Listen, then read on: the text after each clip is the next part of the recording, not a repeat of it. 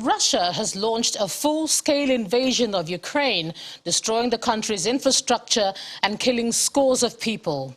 Citizens reported explosions on several targets overnight and woke up to the aftermath.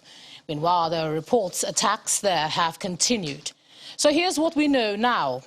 Fighting has been reported on the outskirts of the Ukrainian capital, Kyiv, as government forces try to recapture an airbase and airport.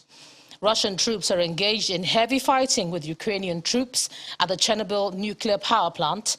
The area, we understand, has been retaken by Ukrainian forces. Counting the casualties from the attacks, Ukraine says at least 57 people have been killed and 169 others wounded following Russia's full invasion by land, sea and air in the biggest attack by one state against another in Europe since World War II. And the US President Joe Biden has outlined strong sanctions to maximize the long-term impact on Russia and to minimize the impact on the United States and its allies. He says he's agreed with the G7 leaders from the world's largest economies that they'll collectively limit Russia's ability to do business in dollars, euros, pounds and yen.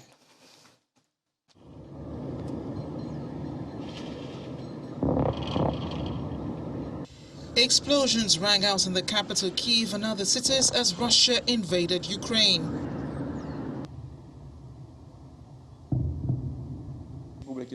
They came after Russia's President Vladimir Putin ordered a military operation into Ukraine's east. Russian forces fired missiles at several cities and landed troops on Ukraine's southern coast. Several Ukrainian civilians were reportedly killed. Телефонный разговор с президентом Российской Федерации. Ukrainian President Volodymyr Zelensky declared martial law. He also called on citizens to fight, saying weapons will be issued to everyone who wants them.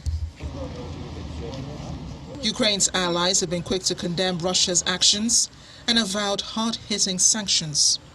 Today, in concert with our allies, we will agree a massive package of economic sanctions designed in time to hobble the Russian economy.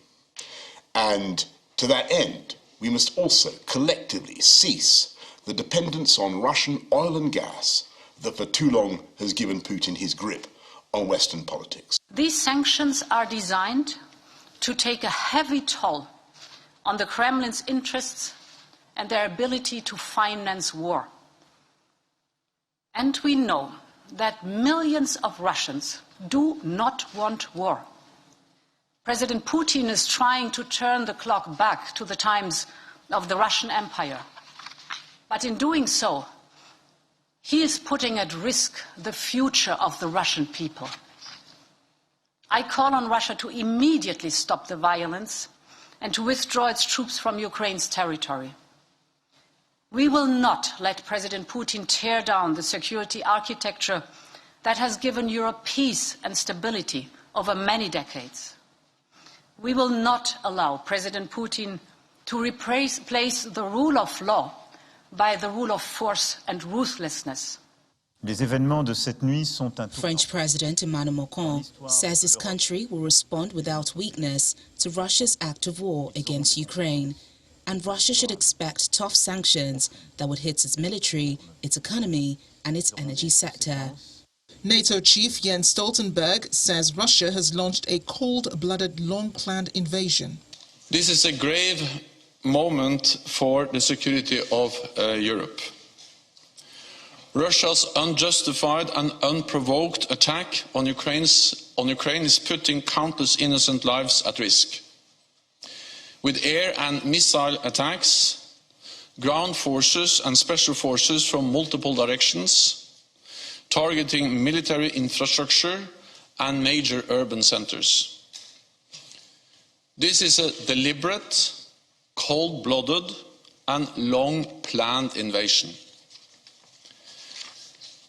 Despite its litany of lies, denials and disinformation, the Kremlin's intentions are clear for the world to see.